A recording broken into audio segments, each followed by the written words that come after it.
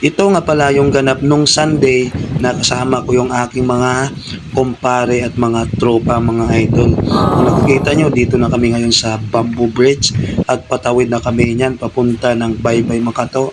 Yung location nito mga idol, dito yan sa Hagakak, Makato, Aklan. Kailangan mo kasi tumawid dito ng Bamboo Bridge bago ka makaabot dun sa Baybayin mga idol. Kasi nga, yung day na yan is third Sunday yan after ng Simba. Siyempre, pasal-pasal din tayo kasama yung mga kumpare natin with kunting chill-chill. At halos naman talaga lahat ng tao ngayon ay nag-outing. Nasa mga beach, nasa mga resort.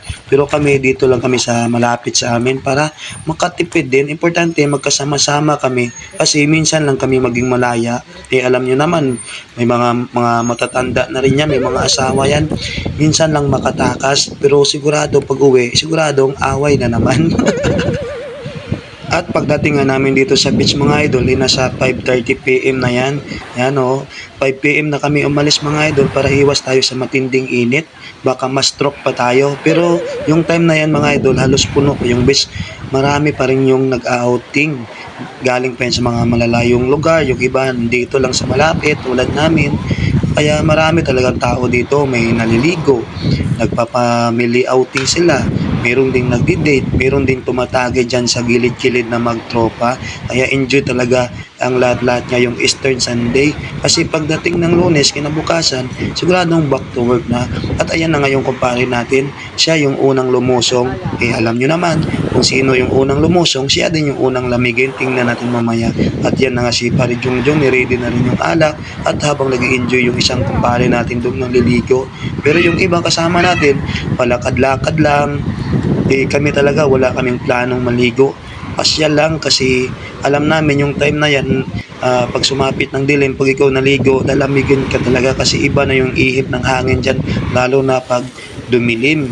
Kaya yung iba naman siguro matibay pero mamaya pag dilim siguradong manginginig na yan sa lamig. At yung iba paiga-iga na lang pa-selfie-selfie kasi minsan lang talaga makatakas. O nakita nyo yung isa na yung unang lumusong, medyo nilalamig pa. Nilalamig na. Siyempre may mga baon na kaming cheese curl at saka alak mga idol at nag-exhibition na nga yung iba. Ayan. Yung alak na yan, pampatanggal na rin ng lamig kasi alam namin, abutin kami ng dilim dito kasi nga 5:30 na kami nakarating dito. Ayan. At habang nag-enjoy yung iba, ako pa video lang at paupo-upo lang. Habang binipil ko rin yung view kasi inaabangan namin yung pag sunset mga idol kasi maganda dito pag sunset mga idol. Napakaganda ng langit. Okay, nilalamig na yung unang lumusong.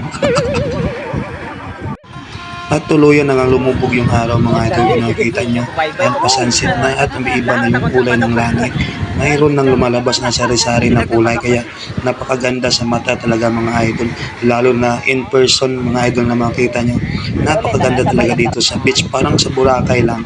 Yung kakaiba lang dito, hindi lang puti yung buhangin pero malinis naman mga idol. At halata ng mga maraming namamasyal dito. Kasi wala kang gastusin dito, wala kang babayaran na cottage. Umupo ka lang dito sa buhangin, dyan ka uminom, dyan ka rin kumain. Yung importante, lagi nating isipin, mag-clean as you go tayo. Linisan muna natin lahat ng kalat natin bago umuwi. At sobrang feel talaga namin dito mga idol. At nag-enjoy talaga kami habang nakaupo dito at parang bata lang na nagre-relax o naglalaro-laro kasi nga minsan lang makatakas. Yung iba na yan sigurado. Mag-aaway na naman sila ng asawa nila pero kailangan naman siguro nila intindihan kasi minsan lang itong mangyari. Ngayon lang itong Holy Week at Eastern Sunday. Siyempre, nagsimba naman kanina. After ng simba, nag-enjoy naman kasi bukas, Lunes, halos lahat may trabaho na at tuluyan na ngang kinakain ng dilim yung maliwanag na araw nila mga idol. Ayan kung nakikita nyo. Pero dito banda sa beach napakaliwanag pa rin. Nasa 7 PM na yung mga idol pero maliwanag pa rin dito kasi nga sa beach tayo, nasa open area. Pag lumabas ka dyan sa highway, napakadilim na. Kaya dito na lang kami habang hindi enjoy habang yung iba nating kasamahan na naligo kanina nanginginig na talaga sa lamig. Pero kami dito lang, pa-chill-chill lang. At napapansin na nga natin mga idol nga ganitong oras parang wala nang halos tao kasi nasikuwian na kasi yung iba nasa malayo pa galing. Kami okay lang kami dito hanggang kahit abutin pa kami ng umaga kasi malapit lang kami. Pero hindi din pwede mag-umaga. Pagkatapos natin ng isang bote niyan, uuwi din tayo kasi mayroon pang pamilya na nag-aantay sa atin. Importante, nakapasyal tayo, nakipag-enjoy na rin at nag-chill-chill na naman sa mga kasama natin. Kahit may mga asawa na yan, may anak ay i-enjoy talaga. Parang isip bata lang talaga. Minsan lang talaga mangyari. Ganyan talaga kami magkatropa o magkumpare. Kahit once a year lang mangyari yan, hindi enjoy namin. At mayroon pa nga dyan maglalakad ng iba, nangingisda na kasi pagdilim kasi marami din dito nangingisda mga idol. May nanghuli ng alimango, may nangingisda dyan, may namimingwit dyan sa dagat. Napansin nyo, may mga maliliit ng liwanag dun sa gitna, yun na yung mga nangingisda. At pagdilim na nga mga idol, gumawa na rin kami ng apoy kasi nga malulubot na yung mga cellphone natin at panguntra sa lamig na rin yung apoy na yan. At hindi ko na nga na-videohan yung paggawa ng apoy mga idol kasi tuluyan ang nalubat yung cellphone natin, kaya ito na lang yung picture namin. Kayo dyan mga idol, kamusta yung Holy Week nyo? Sana nag-enjoy din kayo. God bless sa ating lahat mga idol. Thank you for watching.